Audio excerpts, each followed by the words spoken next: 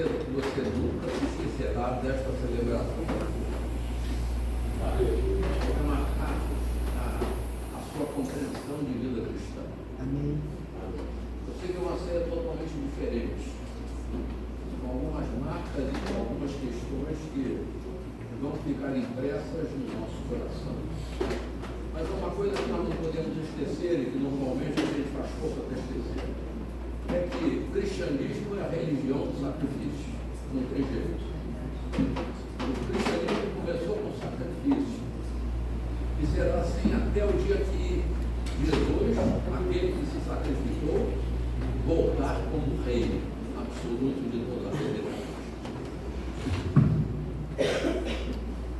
Queria convidar você inicialmente a abrir a sua Bíblia, o seu exemplar de Bíblia, o profeta Isaías, capítulo 57. E obviamente os fatos daqui mudaram o que eu iria trazer para você. Mas Deus mudou tudo. Mas Isaías 57, por favor. Você tem uma palavra tão interessante, logo no iniciozinho, e eu queria compartilhar isso com você, e queria que você marcasse na sua Bíblia, que às vezes a gente pega. Diz lá o texto, na versão que vocês têm ali, perece o justo, e não há quem considere isso em seu coração. E os homens compassivos serão recolhidos, sem que alguém considere que o justo é levado antes que lhe venha o mal. Mas ainda tem mais, olha dois. E entrará em paz, descansarão nas suas camas os que houverem andado na sua retidão. Deus não explica muita coisa para a gente, mas Ele dá uma palavra. Eu sei o que eu faço.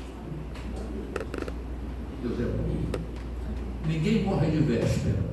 Não existe bala perdida. Não existe um acidente fora de controle. Ele tem controle. Agora eu quero começar a mensagem. Eu queria que você abrisse agora a palavra lá no Evangelho de Lucas, capítulo 18. E ajustando a mensagem desta manhã ao contexto que nós vivemos e a ceia em si, quando nós celebramos a ceia do Senhor, nós estamos celebrando o sacrifício, nós estamos celebrando o amor, nós estamos celebrando entrega. A gente canta, dizia Billy Graham, que o momento do cântico é o momento de maior hipocrisia na igreja. Por que ele falou isso? Porque a gente canta muita coisa, mas depois a gente não quer viver. E nós cantamos aqui o seguinte: a vida dou só para te honrar, meu Rei e Salvador. A gente canta, mas a gente precisa viver. Essa é a realidade. Capítulo 18 de Lucas, nós temos aqui duas histórias interessantíssimas. Começando do verso de número 16, desculpe, mas a visão do velho ela vai embora, né? Começando do verso de número 18, perdão. A gente tem uma história que lá está debaixo de um título, o jovem rico. E diz o seguinte: certo homem de destaque perguntou a Jesus: bom mestre, que farei para herdar a vida eterna? E Jesus respondeu: por que você me chama de bom? Ninguém é bom a não ser um, que é Deus. Você conhece os mandamentos? Não cometa adultério, não mate, não furte, não dê falso testemunho, honra teu pai e tua mãe. É muito interessante que aqui Jesus não cita nenhum dos mandamentos referentes a Deus. Se você pegar os 10 mandamentos, os 3 primeiros falam do nosso relacionamento com Deus. Jesus só coloca aqui os mandamentos do relacionamento dos seres humanos entre si.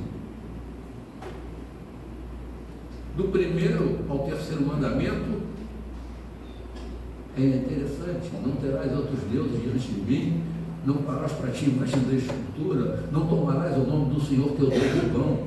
São os mandamentos nossos em direção ao nosso relacionamento com Deus.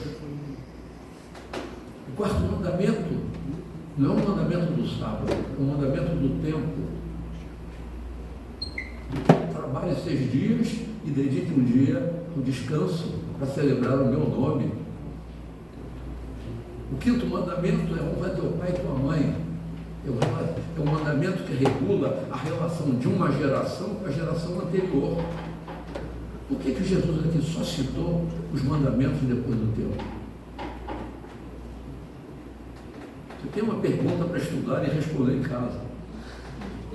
Vou para o Arão Ressurreto, que é o pastor dessa igreja, explicar para vocês. Mas olha lá.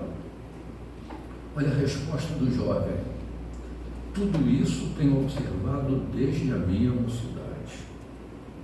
Ouvindo isto, Jesus lhe disse: uma coisa ainda falta a você.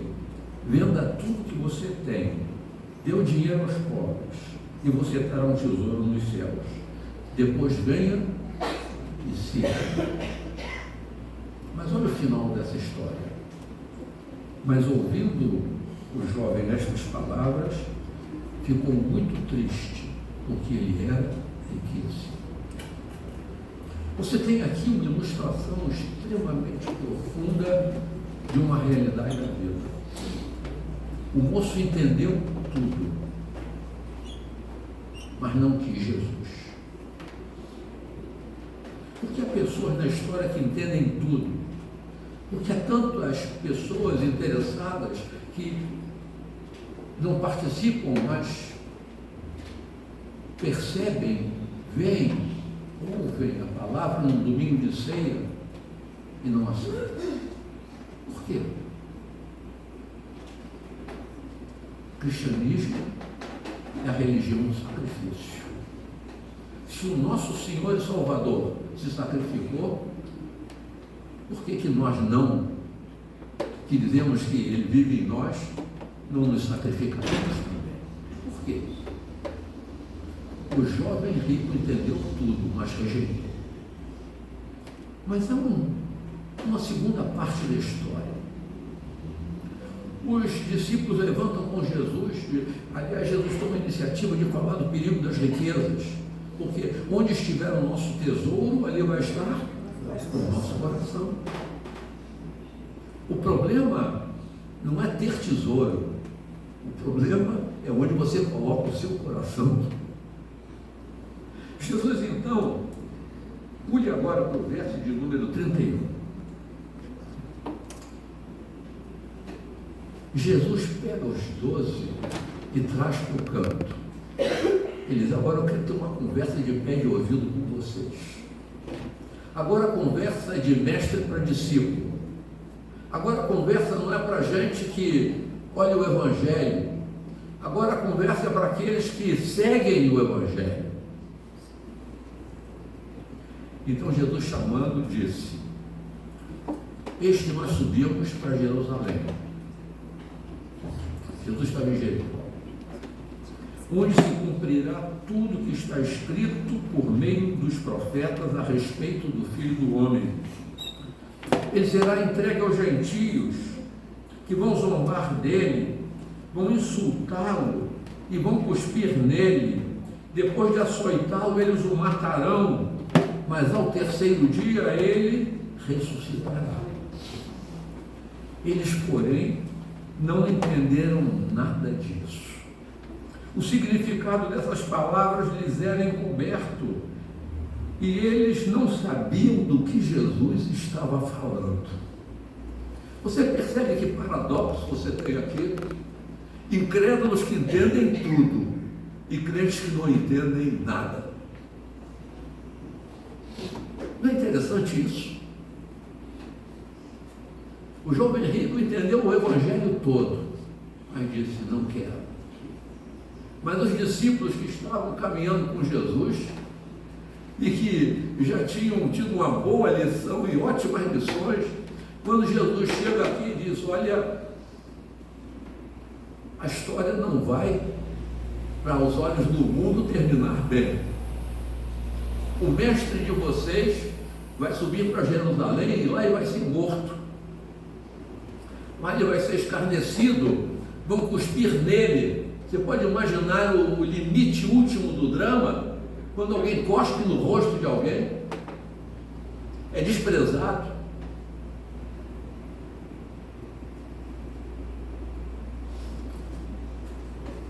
Talvez tenha acontecido com os discípulos a mesma coisa que acontece com muita igreja de hoje. Eles não querem aceitar o cristianismo como a religião do sacrifício. O cristão não é otimista. Otimismo é a perspectiva de que tudo vai terminar bem. Mas quantas vezes as coisas não terminam bem? Mas então, o que é o cristianismo? Ele é a religião da esperança. Por quê? Porque tudo que acontece aqui faz sentido. A vida tem sentido. Se o cristianismo fosse a religião do otimismo, não existiriam mártires. Todo mundo terminaria bem. Se o cristianismo fosse a religião do otimismo, Camila estaria aqui. Mas como ela é a religião da esperança, Camila está lá. Precedeu todos nós. Se você é um crente sincero, você deve estar brigando com Deus. Senhor, por que eu não fui antes? Mas quando a gente fala de morte, por que no cristianismo fica todo mundo cheio de melindres e de dedos? Mas por que a gente diz tanta besteira? Mas fulano era tão bom e Deus levou? Exatamente por isso que ele levou. A mente de Deus é o contrário da nossa mente. Se lembra de Enoque? Enoque andou com Deus. Os dois eram tão amigos, que Deus diz, não volta para lá, não, continua comigo. Você percebe? Há um paradoxo no cristianismo. O cristianismo é o contrário de tudo que o mundo ensina. O cristianismo é o contrário do apego que o mundo tem às coisas materiais, à existência. O cristianismo é a religião da essência. A gente quer buscar a essência das coisas e não a aparência das coisas.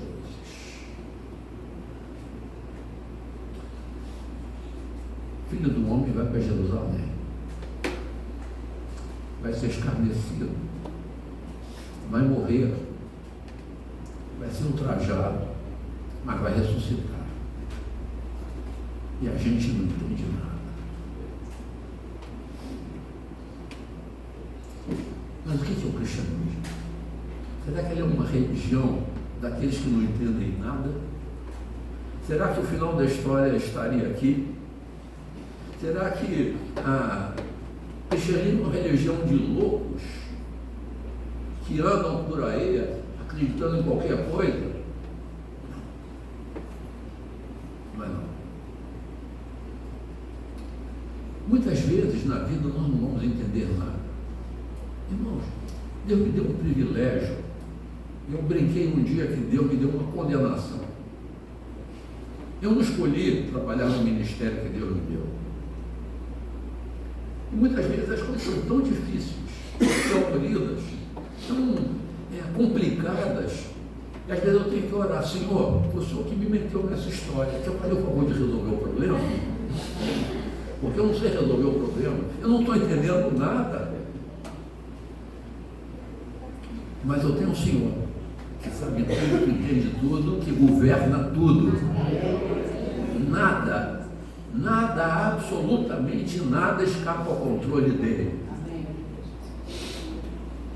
Ele tem o mundo em suas mãos, diz o próprio Isaías, né? Mas há uma outra passagem que eu penso que pode ajudar a gente a caminhar ao longo dessa história. Por favor, volte num outro evangelho, e essa é a riqueza da palavra de Deus. Capítulo 5 de Marcos. Vamos lá para Marcos. Marcos é aquele evangelho conciso.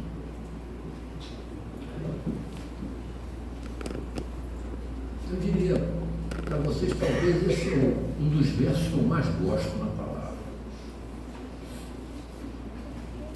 Talvez seja um dos versos mais curtos.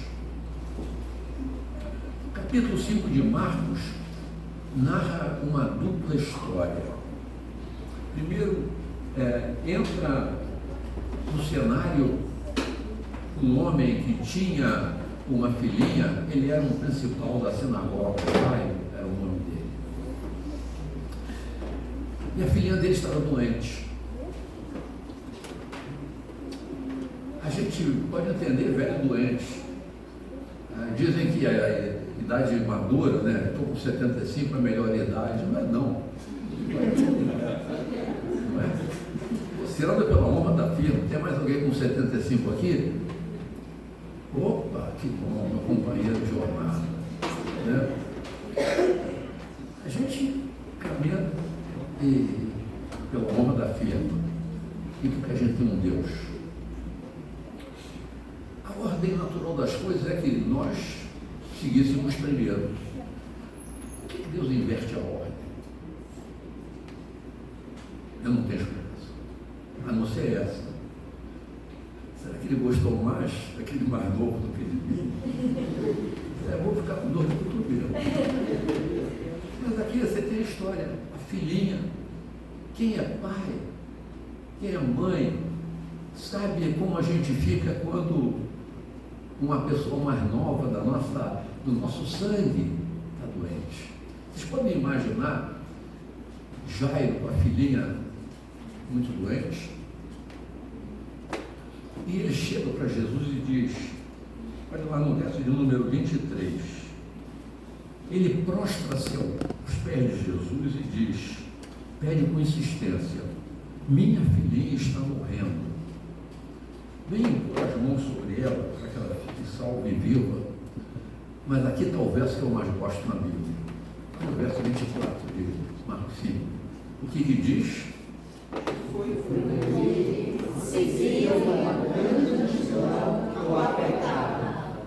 Essa primeira parte diz a minha lição, e Jesus foi com ele. Repete comigo. E Jesus foi com ele. Percebe que riqueza? Como é que esse Jesus pode caminhar com cada um de nós para lugares tão díspares? Ele é poderoso para isso. Ele não deixa você sozinho. Ele não deixou a Camila sozinha lá. Ele não deixou os familiares aqui sozinhos. Ele não deixou a igreja sozinha. Ele está lá, mas ele está aqui. Ele tem essa capacidade poderosa de caminhar junto. Que companhia fantástica. Que companhia. Eu pastorei uma igreja e nós tínhamos lá, era uma igreja muito autocentrada. Um domingo de manhã nós tomamos uma medida que eu sei que não cabe em todos os bairros, mas lá naquele bairro cabia. Nós fechamos o templo e todo mundo foi para a rua. Nós descobrimos uma coisa. Domingo de manhã, por volta de 9h30 até umas 11, era o melhor horário para pegar o pessoal em casa. E credo, para ver um programa idiota de televisão, que o cara fosse crente, estivesse em casa, estava errado, precisava de uma visita. Então, nós saímos, fechamos, só ficaram algumas pessoas muito idosas, que não podiam caminhar muito bem, ficaram no tempo. E o grupo todo foi. E foram alguns diáconos para visitar lá no conjunto habitacional. E eram 2 a 2, a regra foi essa. Mas uma dupla foi para um andar, outra dupla foi para outra, e quando eles vão passar, param na porta de um dos apartamentos, estavam os 4 ali juntos. Aquele apartamento era habitado pelo xerife do lugar. E ele fica numa campainha, fica olhando lá, o sujeito vem atender. Uns atendem com uma 45 na mão, carinhosamente. E aí ele se apresenta: olha, nós somos aqui da igreja Batista, viemos fazer uma visita aqui, apresenta a nossa igreja, orar por você. Aceita uma oração? Eu disse: aceito sim. Guardou a arma e foi admitindo o povo. Aí entraram, como viam mais dois, eu não sei se os diáconos estavam se borrando de medo, porque a casa era perigosa. Quando vão entrando os quatro, o sujeito diz assim: cadê a quinta pessoa? E não, quatro, porque era uma dupla, mas nós nos encontramos com mais dois aqui. Mas o homem disse: eu vi 5. Não, mas nós somos, eu vi 5, moço, eu não sou maluco. Não preciso dizer a vocês que aqueles diáconos ficaram tão renovados. Mas o que aconteceu? Jesus foi com eles. Amém. Jesus sabia que eles eram medrosos.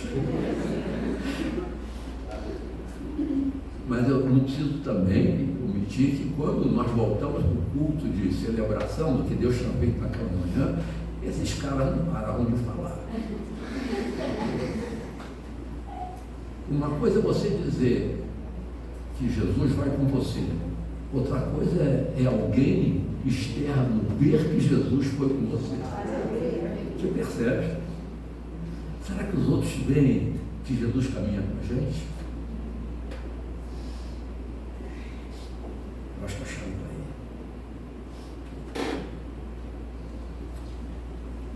Mas os discípulos não entenderam nada. Jairo não estava entendendo nada, porque Jesus não tinha só um problema para resolver. Além da filhinha de Jairo, tinha aquela mulher que sofria, ela menstruava continuamente por 12 anos seguidos. E ela também tinha chegado a Jesus. Será que as atenções de Jesus seriam divididas na hora da dor? Será que Jesus daria mais atenção a um do que a outro? E no meio daquela caminhada de Jesus em direção a atender às necessidades humanas, parece que Jesus estava se demorando. E nessa aparente demora, disseram para Jairo: olha, deixa o mestre em paz, porque já aconteceu o que tinha que acontecer. E Jairo deve ter falado isso para Jesus, mas Jesus, lá no verso de número 36, mas Jesus, sem levar em conta das palavras, disse ao chefe da sinagoga: não temas, crê somente. Onde eu quero chegar? Onde Jesus quer chegar? Em muitos momentos da vida cristã nós não vamos entender nada. Por mais esforço que a gente faça, por mais que você conheça a palavra de Deus, nós vamos ter um monte de perguntas para o Senhor. Mas quando a gente não entende nada, a gente tem uma ferramenta poderosa: crer somente. Esse restritivo somente é como se Jesus estivesse dizendo: não tem nenhuma outra conexão, não tem nenhuma outra alternativa, não tem nenhuma possibilidade de explicação. Se cristianismo é a religião do sofrimento, porque o nosso Salvador sofreu, cristianismo pode levar cada um de nós a suportar o sofrimento mediante a fé. Nós sabemos o que ele está fazendo. A vontade dele, eu detesto essa expressão: não, irmão, olha, você caiu do 5º andar, fica tranquilo, você podia ter caído do 20º. Assim, Deus fez o melhor para você, você só quebrou as 3 pernas. Não, a vontade de Deus é boa, perfeita, não é melhor, é perfeita. Perfeito não é melhor. É 1 bilhão de vezes melhor que melhor. Não é assim? a gente pode dizer para ele: eu não estou entendendo nada, mas eu quero te dizer o seguinte: eu creio. Amém. Eu creio. Eu creio porque o Senhor é Senhor. Eu não sou o Senhor da vida. Eu tenho um monte de desejos e vontades. Elas talvez sejam legítimas, mas tu és Senhor. Eu não brigo contigo, porque eu te amo.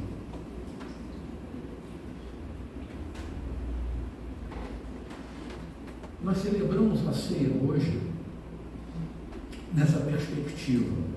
E você não vai esquecer dessa ceia. Que a gente celebra com lágrimas nos olhos e com alegria no coração. Jesus tinha dito aos discípulos que ele não, na última ceia, talvez Jesus tenha celebrado 3 Páscoas, possivelmente, com seus discípulos. E na última ele falou: olha, eu não comerei mais desse pão aqui, nem beberei do vinho aqui. Mas vai ter vinho lá no céu. Vai ter comida lá no céu. É Lucas que diz que o vinho é novo lá no céu. Vai ser um vinho, mas vai ser vinho. E celebra e lembra eternamente lá no céu que o cristianismo é a religião do sacrifício, é o sangue derramado.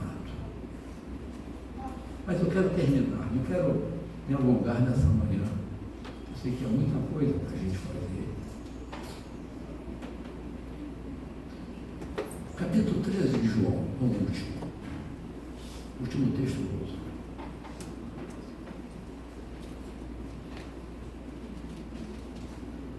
O cristianismo é a religião do sacrifício. E na festa de Páscoa também, sabendo Jesus, capítulo 13 de João, que era chegada a sua hora de passar deste mundo para o Pai, e tendo amado os seus, amou-os até o fim. E durante a ceia, tendo já o diabo posto no coração de Judas Iscariotes, filho de Simão, que traísse Jesus, sabendo este que o Pai tinha confiado tudo às suas mãos, e que ele tinha vindo de Deus e voltava para Deus, como todos nós, olha, ele levantou-se da ceia, tirou a vestimenta de cima e, pegando uma toalha, cingiu-se com ela. Em seguida, Jesus pôs água numa bacia e começou a lavar os pés dos discípulos e a enxugá-los com a toalha com que estava cingido. E quando se aproximou de Simão Pedro, este lhe perguntou: o senhor vai me lavar os pés? E Jesus respondeu: o que eu faço, você não compreende agora, mas um dia você vai entender. Cristianismo é a religião daqueles que entendem que tem sacrifício, tem fé, tem confiança e entrega, mas é a religião que um dia nós vamos entender toda a realidade. Um dia nós vamos entender tudo. Eu quero dizer para você, durante muito tempo, eu ficava pensando: olha, eu vou fazer uma listagem aqui, eu vou pegar lá um pendrive e botar todas as minhas perguntas para quando eu chegar no céu, conectar no computador celestial e me lembrar de todas as perguntas que eu tenho para Deus. Ele queria saber, por exemplo, por que o Moisés teimou com Deus. Por que o Senhor deixou Paulo sofrer tanto? Por que o Senhor fez? Eu tenho um montão de perguntas. Mas Deus disse: meu Deus, você é um idiota. Porque quando você chegar lá, você vai entender tudo. Você vai compreender toda a realidade, todos os desígnios de Deus, tudo aquilo que Ele realizou, tudo vai ficar numa clareza. Eu vou me apresentar junto com você, não simplesmente diante do meu Salvador e Senhor, mas eu vou me apresentar diante do engenheiro do universo. Eu vou compreender toda a realidade da física, da química, do conhecimento, tudo, da história. eu vou entender tudo. Naquele dia tudo ficará absolutamente claro para todos nós. Por uma razão. Porque o que ele fez, e agora nós estamos aqui na existência, a nossa percepção é tão limitada. Nós somos tão apegados ainda a tanta coisa daqui. Mas naquele dia, nós vamos entender tudo. Por isso, o cristianismo é a religião da fé. Confie, meu amado irmão, nessa manhã de celebração, descansa o coração em Deus. Chore as suas lágrimas. Choramos as nossas lágrimas. Mas nessa certeza, a gente vai entender tudo, sem detalhes. E quando a gente compreender tudo, você já imaginou que riqueza? Novo céu e nova terra, nas quais habita justiça, porque lá tudo é perfeito.